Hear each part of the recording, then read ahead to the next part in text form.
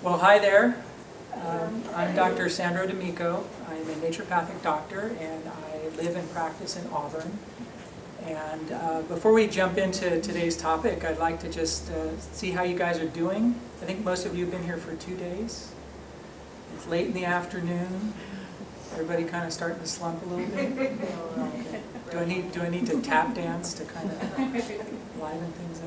No. All right. Wouldn't hurt. Wouldn't hurt. All right. I'll see what I can muster. So this talk is obviously about nutrition and mental health, and that's me. And I want to just start by talking a little bit about my profession, because probably most of you in this room are not very familiar with naturopathic medicine. Naturopathic doctor is a licensed primary care doctor in California, not in all states, but we are in California. And we attend 4 years of dedicated residential medical school. I don't have an MD, I'm an ND, so it's a different degree track. And basically, the idea of a naturopathic doctor is that our scientific training is virtually identical to that of medical doctors.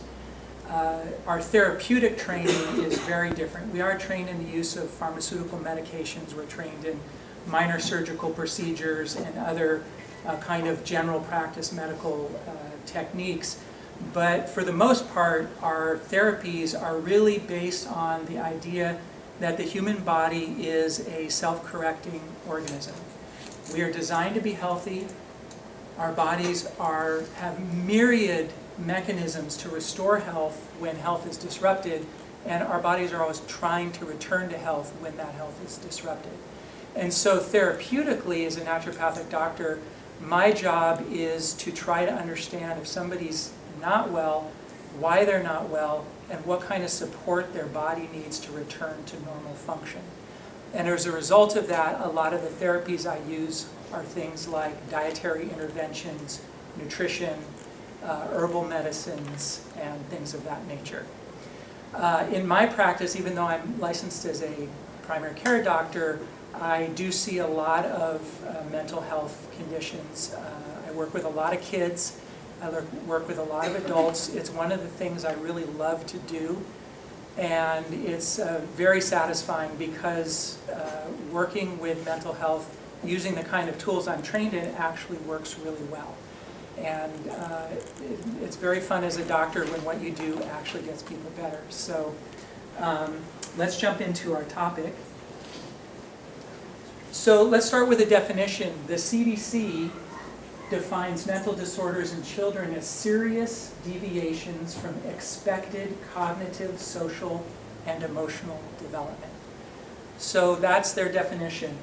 And they also estimate that about 13 to 20% of technical thinking, about 13 to 20% of children in any given year have a diagnosable mental disorder. So that's about 1 in 8 to 1 in 5 kids at any given time, according to the CDC, has a diagnosable mental disorder, which to me are really astounding numbers.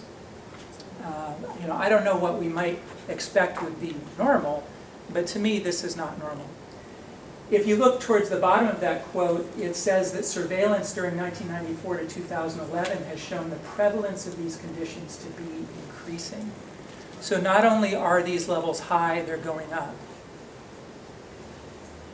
This is from a research article where they looked at something called the MMPI, which is the Minnesota Multiphasic Inventory, which is one of the, excuse me, one of the oldest and still highly respected, highly validated mental health questionnaire. And what they found is that basically from 1938 to 2007, and they were looking at high school and college students, that each successive generation was reporting more mental health problems than a generation before. So we know this has been going on at least since the 1930s, and it's continuing to go on today. So that begs the, oh actually I'm jumping ahead of my presentation here. Here are some statistics on individual common mental health conditions we see in kids. Anxiety, 25%, severe anxiety, 6%, ADHD, almost 10%, depression, 4.3%, oppositional defiant disorder, 3%, and autism spectrum disorder, 1.5%. Now, 1.5% is about 1 in every 65 people. So 1 in every 65 kids is now on the autism spectrum. I was looking up a lot of stuff to get ready for this talk. One thing I did not look up was some of the older statistics on autism. But if you go back 30 years, if memory serves me correctly, the statistics were something like 1 in 10,000 kids were diagnosed with autism. Now, partly, maybe our screening is better, maybe we're catching more kids, but I can promise you we weren't missing, this many kids. So things are changing. Mental health in children is getting worse, and we cannot attribute it to genetics. So if it's not genetics, what is it? What's going on? We could talk for the next 4 hours about this, and at the end of that 4 hours, we probably still wouldn't have really gone into depth on a lot of the things that are occurring or that might be contributing to this rise in mental health issues in kids. So what I want to do is give you a little tour of my naturopathic brain and show you how I think of this. And what I'm about to show you here, to me, makes an incredible amount of sense and explains a lot of what we're seeing. As a naturopath, I think of being a human being as, among other things, being a biological organism. And as a biological organism, I'm interacting with the environment. We're all interacting with the environment. Well, our world has changed profoundly in a very short period of time. But we haven't. Right? In the last 150 years, if you just look at food, we've learned how to refine our food. We've learned various ways to process it. We've hybridized our crops. We've instituted, chemical agriculture. We've learned how to genetically gene splice and engineer foods, and we put those into the food supply. We've invented, I think, something in the vicinity of 2,000 food additives that are now generally used in commercial foods. And we've even invented new and different ways of cooking, such as microwave ovens. So all of these things have profoundly changed what's in the food we eat and the nutrition that may or may not be available, as well as things that may actually be harmful to us in our food supply. During that same time, our chemists have been very busy, and they have invented over 70,000 chemicals that are unique chemical entities that never existed on planet Earth prior to the last 150 years. Most of these have never been tested for safety. Some of them have been tested for safety. Almost none of them have been tested in combination with other chemicals to see if there might be synergistic effects. All of these are now in the environment, and a lot of them are in our bodies. There are some, I think there's about 12 chemicals that are found in 100% of tissue samples from anybody in North America. They found DDE, which is a breakdown product of DDT, which we haven't used in the US, I believe, since the 70s, still used in other parts of the world. They found DDE in the breast milk of Inuit women living in the Arctic Circle eating traditional Inuit diets. There's nowhere on the planet that has not been affected by these chemicals. In addition to that, our social structure, our relationships, the way we communicate, how families are structured. Humanity, for all its existence, lived in extended families and small communities in very close quarters with a lot of support. Now we live as nuclear families, farther apart. I don't know about you, but most of my family members don't even live in California, much less, within an hour or two drive of where I live, much less next door. So we've had massive changes in our social structure. More recently, we have become almost continually exposed to various forms of media. We're interacting with electronic devices. I went into a Starbucks. I was at another conference last year, and I needed some breakfast, and so I went into a Starbucks to get some oatmeal, and I was standing there waiting for my order, and I looked around. There's probably about 15, 18 people in the Starbucks. Nobody was communicating with anybody else. Every single person was reading a newspaper on their phone, on a tablet, or on a laptop. And I was waiting for my meal for about 10 minutes, and not a single person talked to a single other person. These are huge changes. They have huge ramifications for our psyches and for our biology. So, it's generally agreed upon that Homo sapiens has been here for about 200,000 years. And for the vast majority, for almost the entire time we've been alive, this is how we were living. This is what it meant to be a human being. Our chemical environment was stable.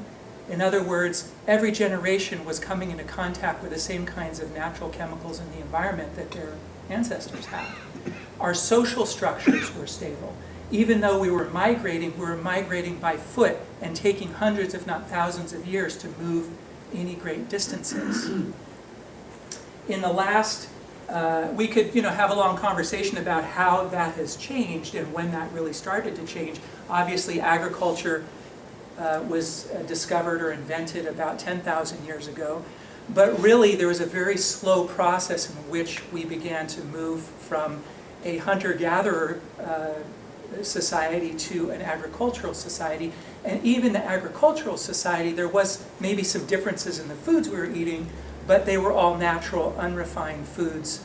And really the institution of radical changes came with the Industrial Revolution. And when we started to learn how to do large-scale mining, and we started to learn how to synthesize chemicals. And it's really, really, really taken off, this change, since World War II. So the last 70 years, humanity has seen more change than our species has seen in the previous roughly 200,000 years combined. That is going to stress any organism. You take a freshwater fish and you put it in salt water, it's going to die. You put it in brackish water, it might survive, but it's not going to do very well. We are intimately connected to our environment. We don't really think about that as a society, but it's a biological fact. Just to drive my point home a little more, this used to be one of the major worries that you would have as a human being, right? That some big predator was going to be coming after you. Well, this is what we worry about today. Radically different stresses.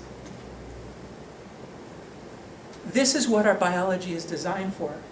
Our brains are designed to respond to stresses that are identifiable by time and place, and that we can do something about.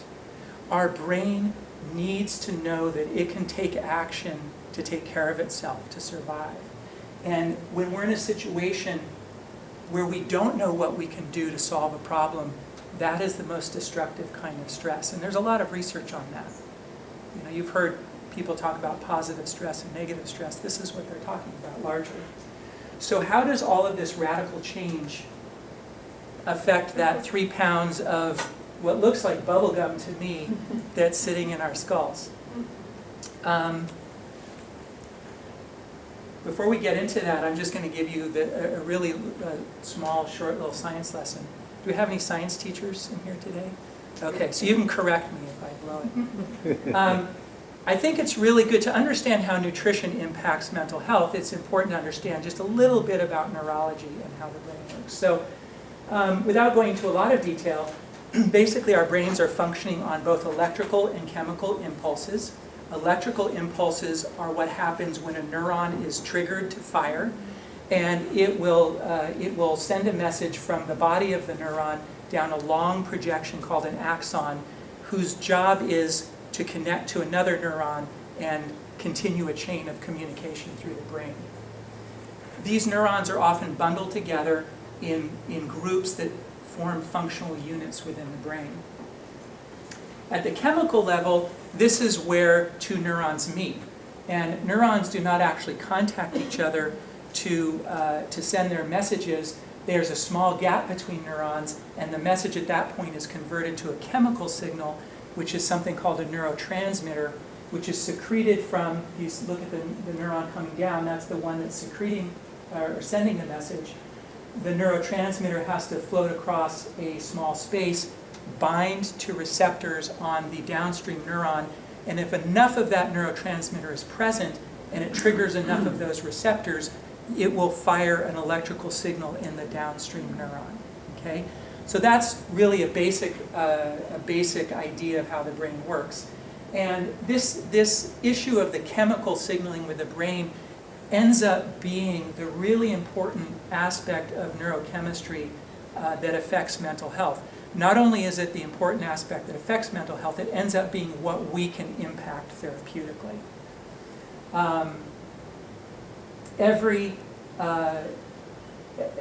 psychoactive drug that's made to help mental health conditions is affecting neurochemistry, not neuroelectrical function.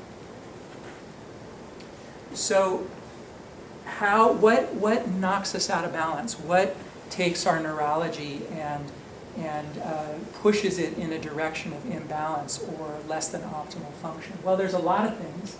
I think something that we're all very aware of is that what some people would call adverse life experiences or traumas or excessive stresses can change the way the brain works and can leave lasting impressions in our neurology and in our psyches and affect the way we experience life and the way we are able to respond to life. What we think about less is a lot of these other things. Nutritional deficiencies and excesses. This ends up being really profound, and I'm going to go into a fair amount of detail on this. Allergies and intolerances to foods. This is an area that there isn't a ton of scientific research on it, but it's something that alternative healthcare practitioners have been aware of and working on for years, and there is some scientific research, and I'm going to show you one study that illustrates how that works, or illustrates that it actually does indeed work. Environmental chemicals, which we've already talked a little bit about, heavy metals such as lead and mercury can both affect the brain. Some food additives are known to affect brain function. And of course, medications, intentionally and unintentionally, can have effects on our neurology.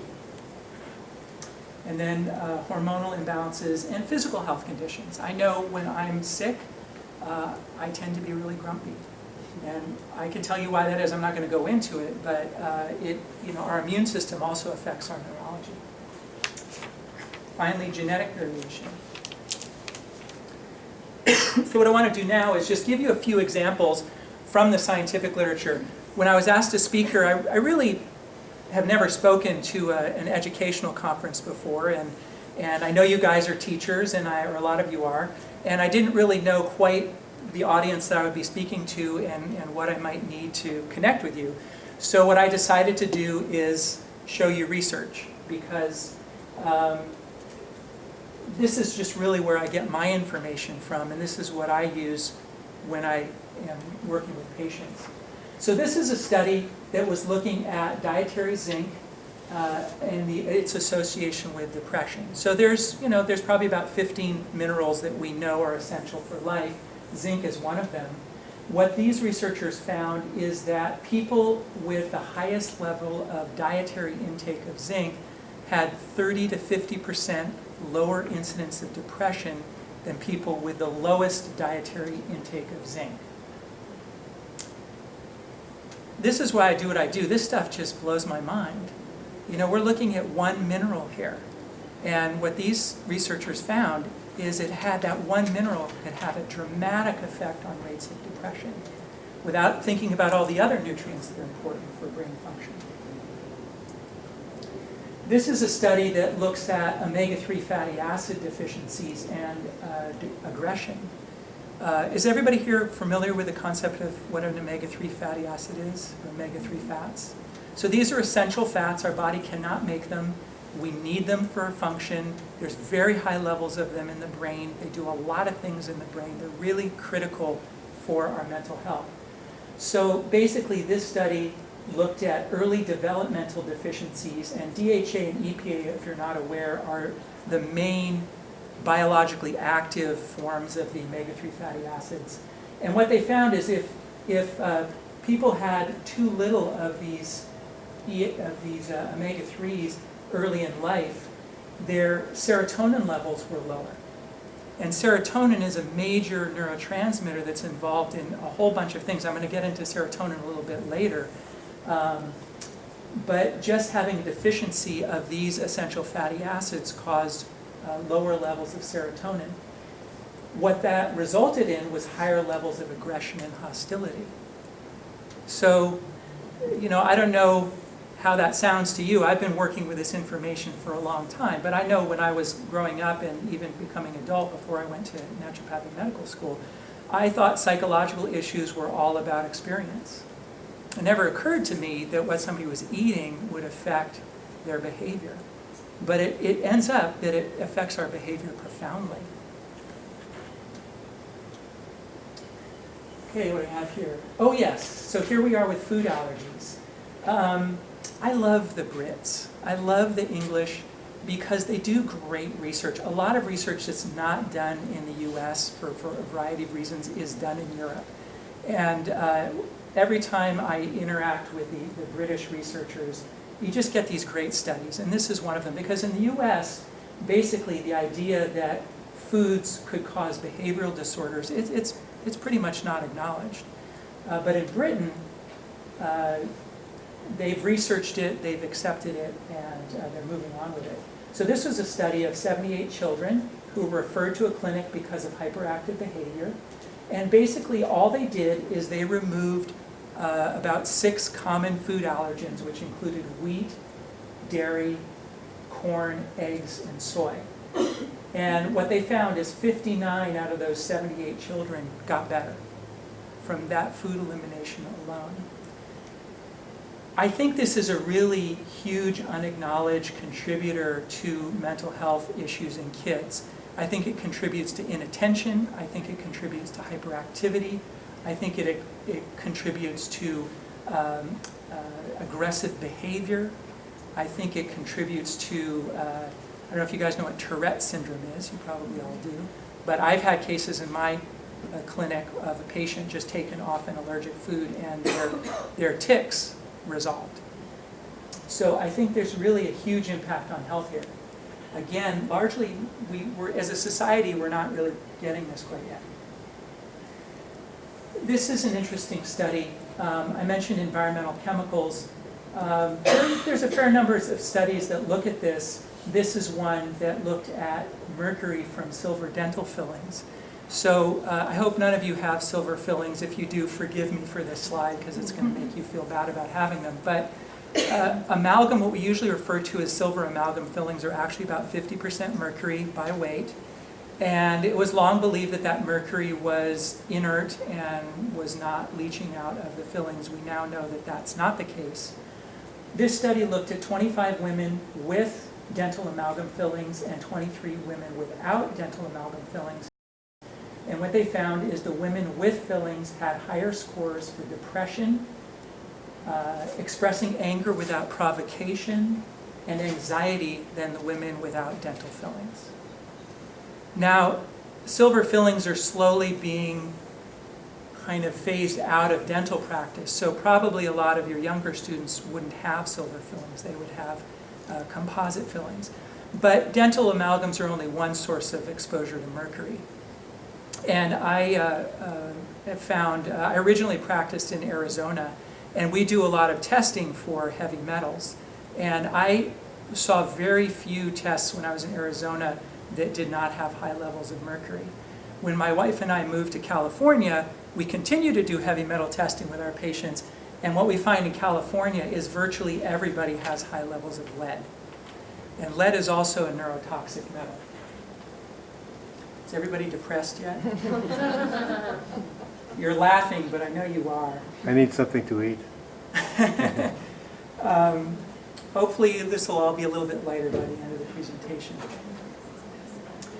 Here's another thing, medications. Acetaminophen, which is Tylenol, really common. I mean, it's what has generally been recommended by pediatricians since the 1980s for fevers and infections and so forth for kids, various kinds of pains. This was a study that looked at 64,000 children and their mothers, and they interviewed the mothers, and about half of the mothers said that they had used Tylenol while pregnant.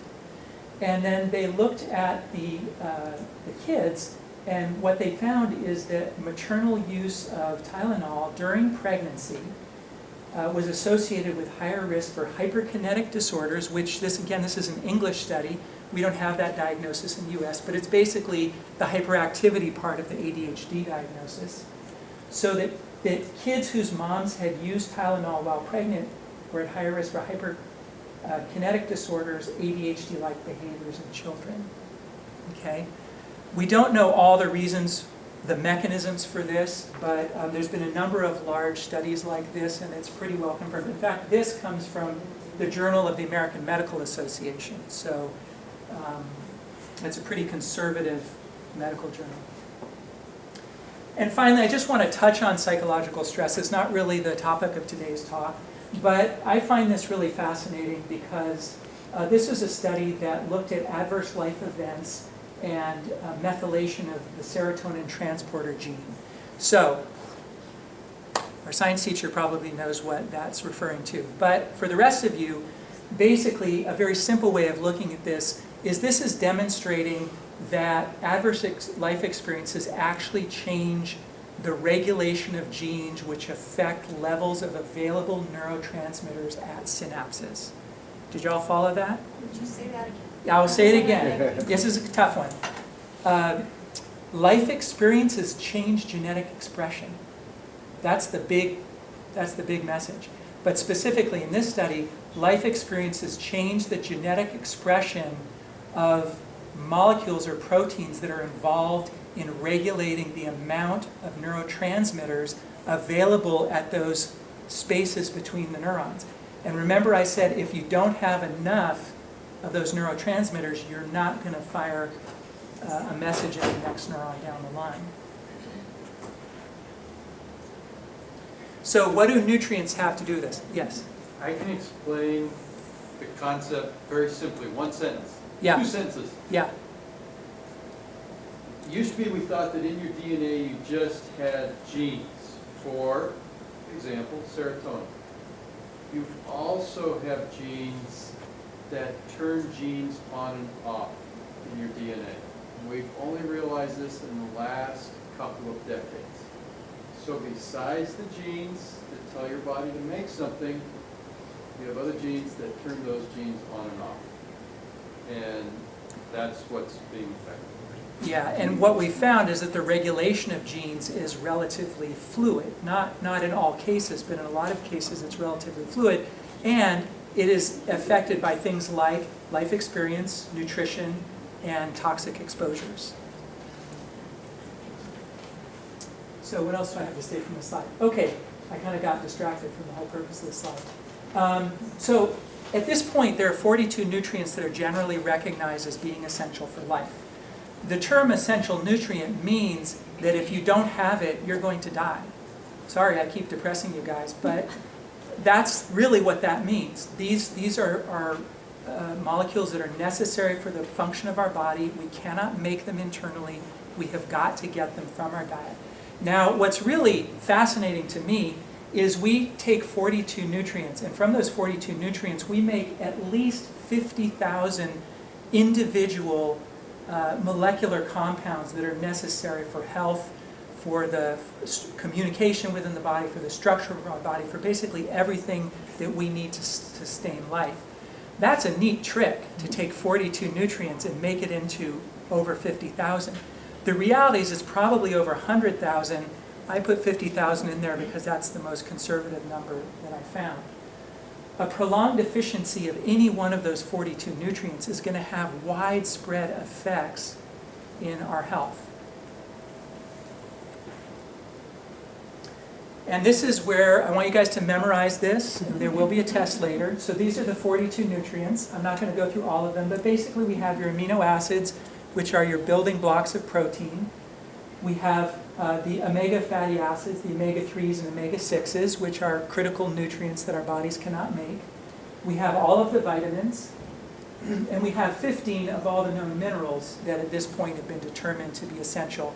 I think as time goes on, there will be more nutrients added to this list. There might even be new categories of molecular compounds that we determine are essential. But at this point, this is what's generally agreed upon scientifically. So let's take a look at how nutrition affects brain function with serotonin as an example. Serotonin is, it's a well-known neurotransmitter. I'm sure you guys have all heard the term. It is the neurotransmitter that every single antidepressant medication is attempting to elevate.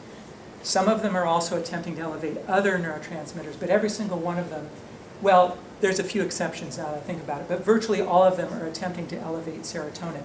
This is a really important neurotransmitter in terms of mood and behavior. So serotonin is involved in our appetite. If your serotonin levels are low, you're gonna crave carbohydrates. It's involved in the regulation of mood, including anxiety and depression. If your serotonin levels are low, you're at much higher risk for being depressed or anxious.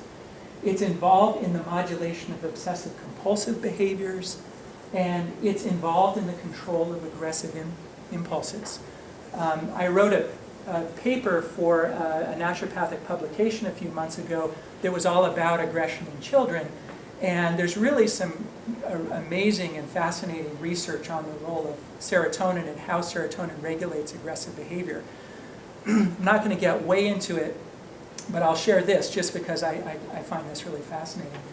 Our brain, it really kind of has multiple levels of function to it, and those levels function somewhat independently from each other. The deeper centers of our brain, and I'm going to point about here because that's where I'm talking about, which we refer to as the brain stem or the reptilian brain and the limbic system. These are neurologically more primitive, and they're more directly involved in survival functions of our organism. If you look at a snake or a lizard, it's pretty much what they've got. They've got a little bit of cerebral cortex, but not much. They're functioning on those deeper levels. Scientists love to talk, or at least they did when I was growing up, used to love to talk about these big foreheads that we have as human beings. And that's bragging, because what we're bragging about is how much of a frontal cortex we have. Well, the frontal cortex is really the one part of our brain. You could make a few arguments to differ with what I'm about to say, but largely it's the one part of our brain that actually makes us human. Most of our brain is basically just mammal. We're just mammals. But we've got these big bulging frontal cortexes which allow us to do a lot of things that other creatures can't do. And one of the things we can do is say no to our more animalistic instincts. If you have a dog or a cat, I mean, they'll do it to a degree, but they kind of want to do what they want to do when they want to do it. But every day we're deciding not to do something we really want to do. And that's because we have something called executive function. Executive function is basically feeding messages back to the more animal parts, the deeper parts of the brain, and telling them to calm down or to not calm down if it agrees with the assessment that there's danger. Serotonin is majorly involved in that, and aggression, particularly aggression that's impulsive, is involved in a breakdown of that feedback system, and it's all about serotonin. So let's look at the synthesis of serotonin. So serotonin is made from tryptophan. Tryptophan is one of the essential amino acids, and it needs to go through two steps in order to make serotonin. The first step requires vitamin B3, which is niacin and iron, to make an intermediary we usually refer to as 5-HTP. And 5-HTP is then converted into serotonin with the assistance of vitamin B6 and vitamin C. Now, these vitamins and that mineral, iron, are essential for this conversion to take place. So basically, if you don't have enough tryptophan, B3, iron, B6, or C, you cannot make adequate serotonin. So a significant deficiency of any one of these nutrients is going to put you at a very great risk of being depressed. In fact, I would go as far as to say this: if you have a significant deficiency in any one of these nutrients over a prolonged period of time, you're going to have some mental health symptoms showing up.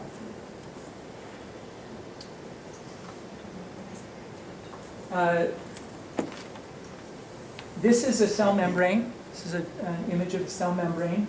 And I put this up here because I want to talk to you a little bit about omega-3 fatty acids. Omega-3 fatty acids, again, there's a lot of them in the brain. They're really critical for brain function.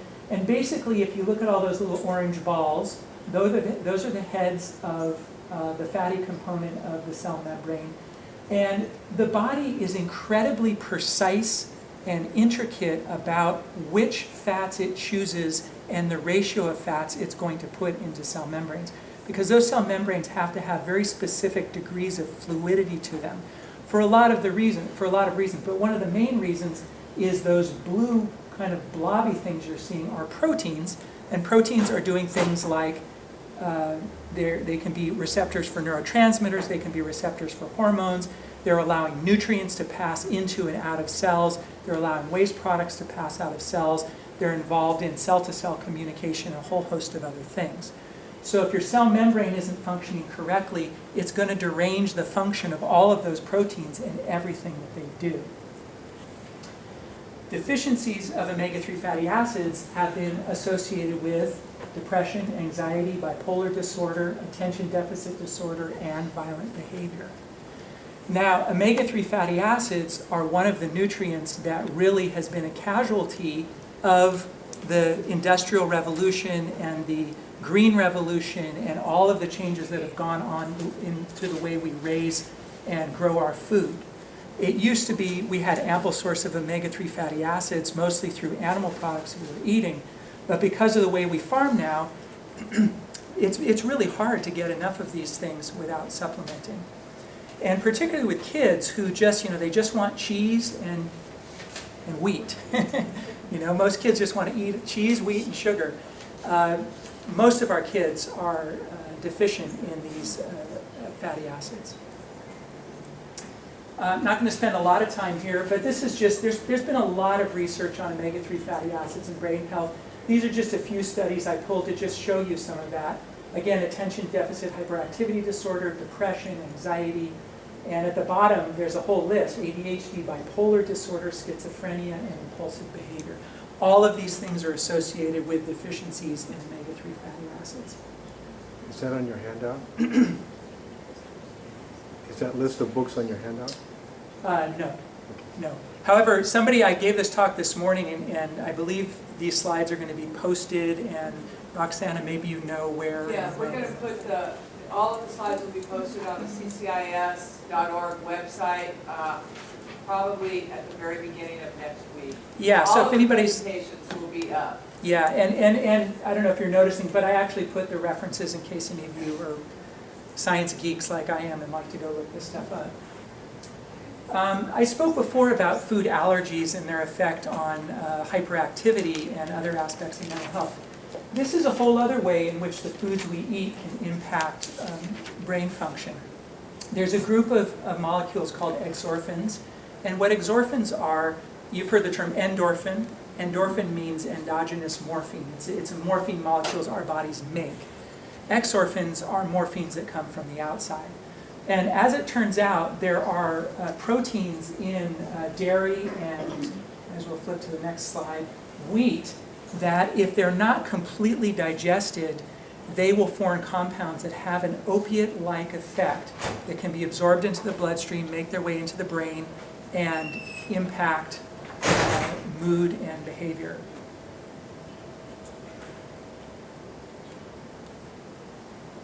So food additives. I think I mentioned earlier on that I think there's somewhere around 2,000 food additives that have been invented and have been used in the commercial foods that we eat. I'm not saying they're all bad. I think we really don't know what most of them are doing, but there certainly are some food additives that have been linked to behavioral problems, particularly food dyes and sodium benzoate, which is a preservative. this is something that in the United States is still considered to be it's not really accepted. There's actually been very little research in the United States, and the research that's been done has been somewhat conflicting. But in Europe, they've done more research, and as you'll see in the next slide, there's no question in the minds of the European health agencies that food additives do affect behavior. So this particular study was randomized, double-blind, placebo-controlled crossover. That's the gold standard. And they looked at 153 3-year-olds and 144 8 to 9-year-olds. That's about 300 kids. That's a high level of, that gives you a high level of accuracy when you're working with those large numbers. And basically they gave them drinks that had various food additives in them, or a placebo drink, which means a drink that did not have food additives in them. And what they found is that artificial colors or sodium benzoate preservative, or both, in the diet result in increased hyperactivity in those age groups. So in Europe, what they've done, and I was told last time, can you guys actually read that label? This one's a little hard. This is artificial colors, tartrazine, which is a red, and sunset yellow, which is a yellow dye. And then if you look down here, here's the allergen information. This product may have adverse effects on activity and attention in children. So in the European Union, every food, and by the way, that's Kraft macaroni and cheese you're looking at. Every food that has certain food dyes has got to carry that warning label.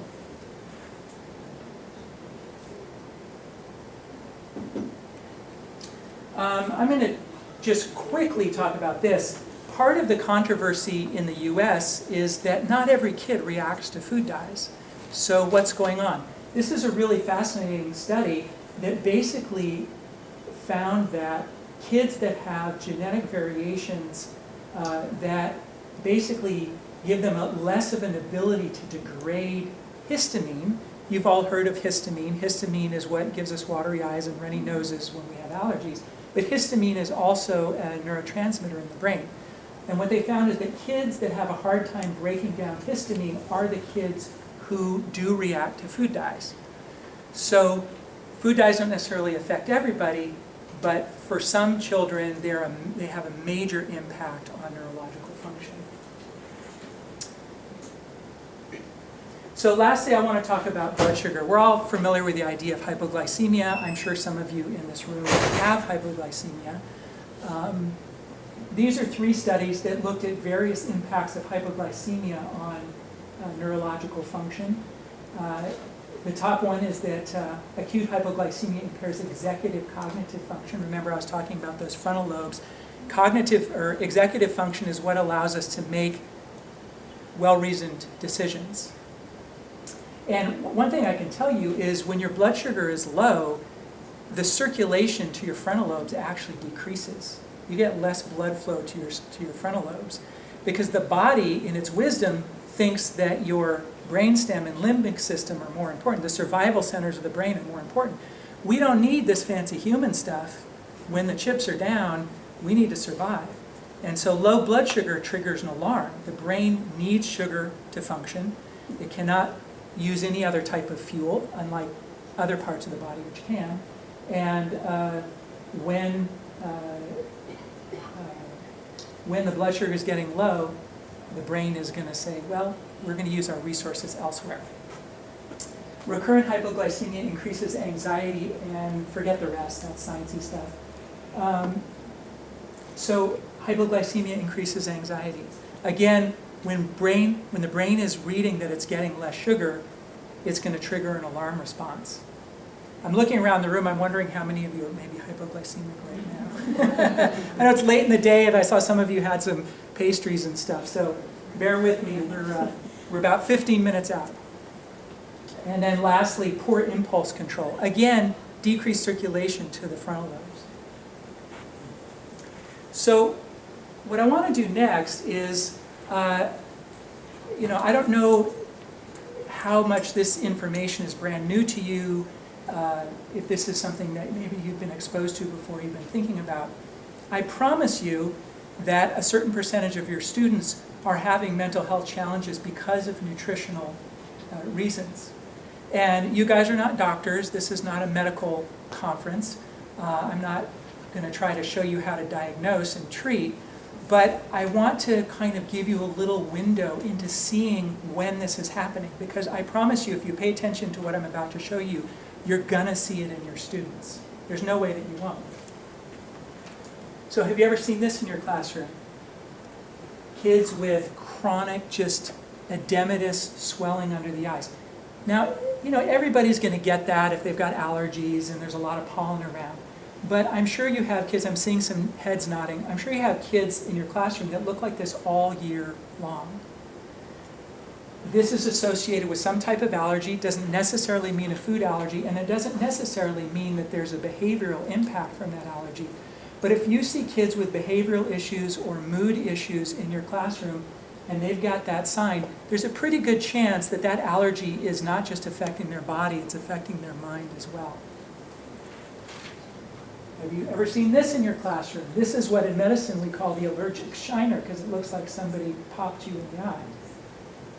Again, this is another sign of allergies, very frequently food allergies. I see a lot of kids coming into my office with dark circles. These ones here are a bit on the red side. Sometimes they're just dark. They almost look bruised.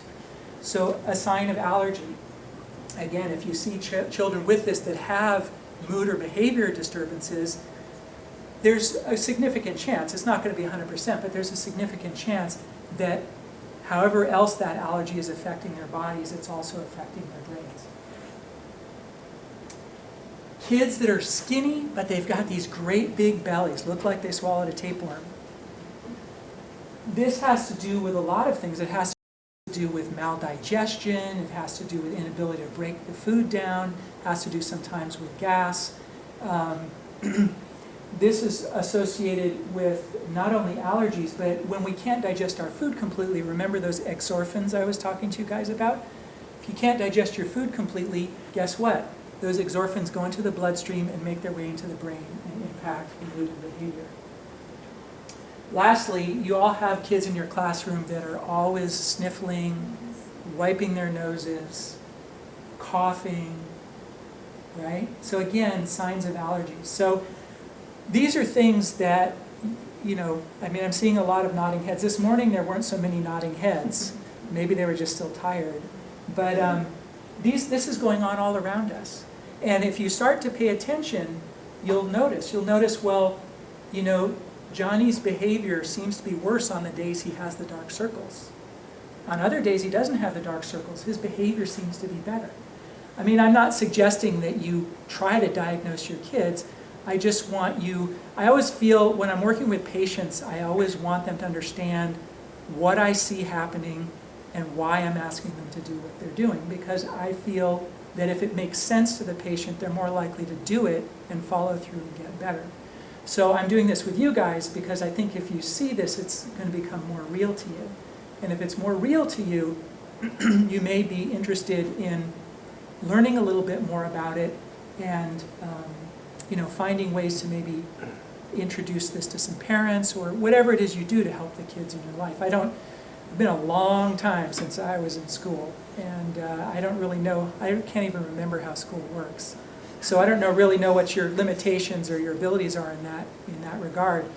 But you know, I have no question that you guys are dealing with this every day in the classroom. So other things you can do is you can notice behaviors that change in relation to the last time a child ate.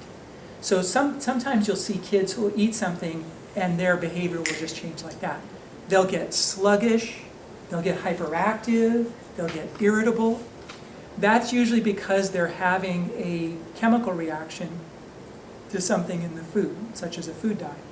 Sometimes you'll see kids who do fine after a meal, or in fact maybe they improve after a meal, but the longer the day goes on, you know, let's say it's been 2, 3, 4 hours since, well, probably not 4 hours, let's say 3 hours since their last meal, now they're hyperactive, now they're spacing out, now they can't follow instructions. A lot of those are going to be hypoglycemic kids, or some of them will be kids that just have a slower impact from food allergens, or things like that. So if you pay attention, you will see this happening all the time in the classrooms. The next couple of slides are kind of fun. There's a pediatrician named Doris Rapp. I put one of her books on the handout. And she has worked a lot with the relationship of food allergies and other kinds of allergies and behavior in children. And one of the things, she was the first person to really elucidate, was that kids' handwriting and their drawing changes when they're impacted by an allergen that's affecting brain function, which kind of makes sense when you think about it. The image on the right there, your left, is Joel, age 4, before exposure to an egg allergen. And then on your right is Joel after exposure to an egg allergen. And it makes a note below, very red earlobes, hyperactive. This is an 11-year-old girl before and after exposure to a corn allergen. So nice, very neat, orderly drawing on the left, and complete chaos. And some of you must be reading the caption below, because it says, Giddy made chicken sounds and acted inappropriately. So, and when Dr. Rapp does this, these kids react very quickly, like within minutes, but she's giving them extracts of food allergies. She's not having them sit down and eat an egg or eat corn. She's actually giving them liquid extracts of the food to see how they react. So I want to wrap up with a case study. This is a fairly simple case from my practice. A lot of the cases I treat are more complicated than this, but I wanted to share this with you because it is simple and because I think it demonstrates the impact that nutrition can have on behavior. So this is an 8-year-old boy brought to me by his mom, hyperactive, irritable, oppositional, defiant, violent, talks back to adults, all adults, not just his parents, throws fits, punches other kids on a regular basis, strange behavior, laughs uncontrollably or spins around in the same place for long periods of time, won't go to bed at night when asked. At the time he was brought to me, he was not receiving any psychological treatment. He had been placed on several ADHD meds, but either they had no effect or he had side effects and his parents took him off. So when he came to me, he was not on any medication, he was not receiving any kind of psychotherapy. Based on his history, based on lab tests that I ran, and based on my understanding of neurochemistry, I gave him what is a fairly simple protocol. I told his mom to take him off of dairy. I did that, by the way, because when he was a baby, she gave him dairy formula and he projectile vomited. And that told me that his body had a problem with dairy. I had no symptomatic reason to take him off dairy. I just saw that connection, said, let's take him off dairy, let's see what happens. I also had her take him off of wheat, just because wheat is problematic for so many kids with so many different symptoms. I didn't see any reason to take him off wheat. I said, if we're going to take him off dairy, let's just take him off of wheat at the same time and see what happens. By the way, when I do this, it's not necessarily forever. I just want to see if this patient improves. In a case like this, what I'll do is I'll take him off several foods that I suspect. If the behavior improves, then we will challenge the foods. And what you're going to see is the mom challenged him with dairy, and you'll see what happens. I also gave him some nutritional supplements, vitamin B6, vitamin C, zinc. You saw all those before. Manganese, fish oil, which is your omega-3 fatty acids, tyrosine, which is an amino acid that's a precursor to dopamine. And dopamine is the primary neurotransmitter that's low in ADHD, particularly the inattentive aspect of ADHD. And then 5-HTP, which is a precursor for serotonin. 2 months later, saw him again, and mom says, he's 8, so he doesn't really talk much. He doesn't like going to the doctor, but mom says he's a lot happier. What I didn't put on the initial thing is his mom was concerned. He was very dark. He was saying things like, I don't want to be here. I don't want to be alive. This is what he was saying before she brought him to me. So mom said he's much happier, a lot less irritable, far less hyper. Again, mom gave him some dairy and he became hyper, so that confirmed that he was having a problem with dairy. He became much more cooperative at home, easier to reason with according to mom, was able to admit when he does something wrong, which he never did before, and less conflict at school, hadn't had a single episode of hitting another kid, and was starting to actually have more friends at school, and was going to bed when asked. So that's on, fairly simple little, give a few nutrients, take them off a few suspected foods. Again, a lot of cases can be a lot more complicated than that, but I think this case really demonstrates what can happen with nutrition. We're not really taught to think about nutrition and mental health.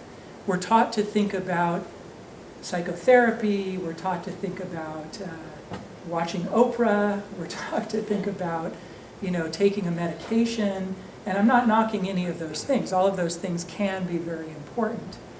But we are made from nutrients. The body you're sitting in right now is built out of nutrients, and every last aspect of functionality of your body is dependent on nutrients. Every nerve cell that fires, every enzyme that helps you digest your last meal, every contraction of your muscle, all of this is nutrients. We are nutrients embodied. And it makes sense to me, I have the clinical experience, but it makes sense to me that nutrients would be a powerful tool to help right a body that has gone a little bit awry. So I'm going to wrap up there. Unfortunately, I took a little long. We just have a couple of minutes. I'm sure a lot of you want to get out of here, but I can take one or two questions if anybody has any.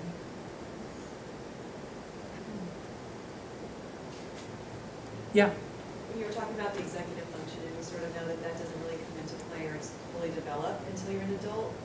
So how does that play into this?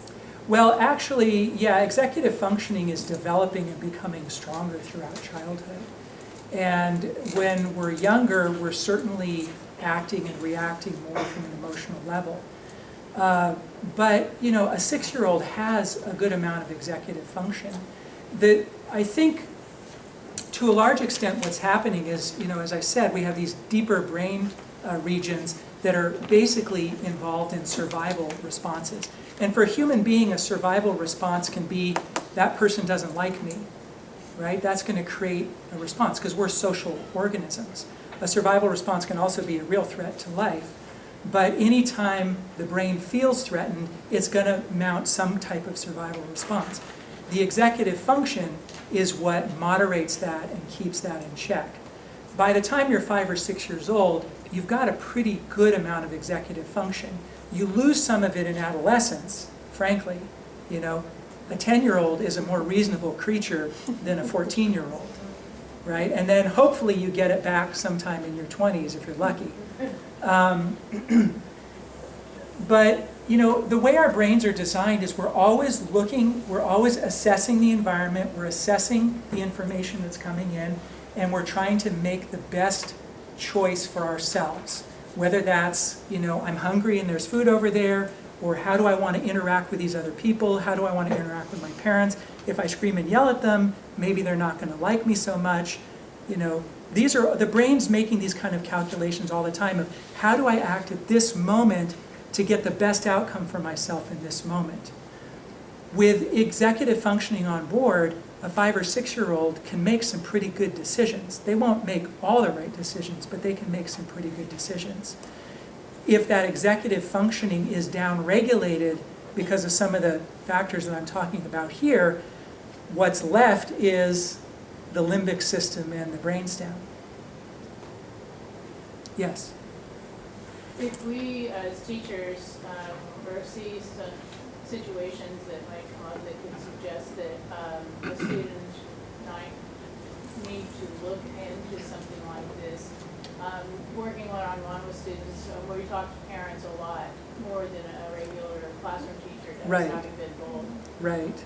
Is there a source or a resource that we can have parents look into for these? Because there's a lot of parents that are absolutely have no idea what to do anymore at this point. Yes. Yeah, absolutely. And they're getting medicated. Right, right. Yeah, so the handout I have for you guys is basically a resource guide. And there is no central resource for this information that I know of. What I did is I put 3 books on there that are great books. 2 of them are classics. One of them is by Dr. Rapp, who had the children drawing studies.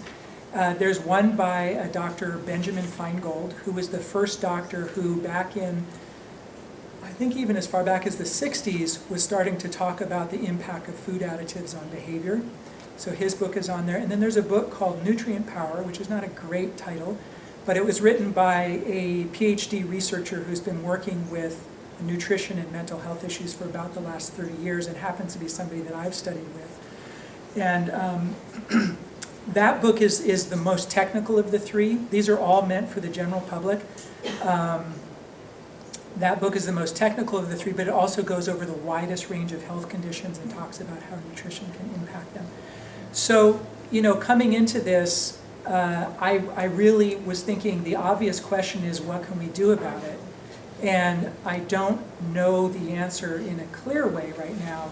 I've been talking with Roxana about that, and you know, my hope was that by coming here and talking to you guys and just exposing you to this information, at least I've now made a connection with you. And where that might go and what you may be able to do with the information, you know, if anybody in this room wants to call me and talk to me, I mean, I'm not going to give you medical advice about an individual case because I can't really do that. But if you're interested in this, if you think this looks like something that might be useful for some of your students and their parents, I'm curious about how to get this information out to more parents who ultimately need to see the information. So my thought was, if I give you some resources, those of you who are interested can look into them. You know, you might even read one or two of the books. If you take a look at some of these books and familiarize yourself with them, I think that's something, I would guess, that would be within your purview to mention to parents. It's like, well, you know what, there's this book and I read it and I think it makes some good points. You might want to look at it. There's also some web resources on there. I didn't put a ton of them because, again, there isn't a lot. On the website of my clinic, I have a number of articles on topics related to what we talked about today. One of them is specifically about not just nutrition, but naturopathic treatment in general and mental health conditions. There's a few other articles on there about nutrition that could be useful. So those are resources that you can start with. And you know, I'll be frank, I don't really know what you guys do. I don't know what kind of, I know that there's limitations to what you can and can't say to parents. You know, you're obviously not going to be handing out my business card. But you know, I know you're concerned, and I know that there's a need out there. And although I don't know the specific solution, I'm really interested in seeing this information to get to more people. Yeah. All right. Thank So you. wrap it up. Thank you very much.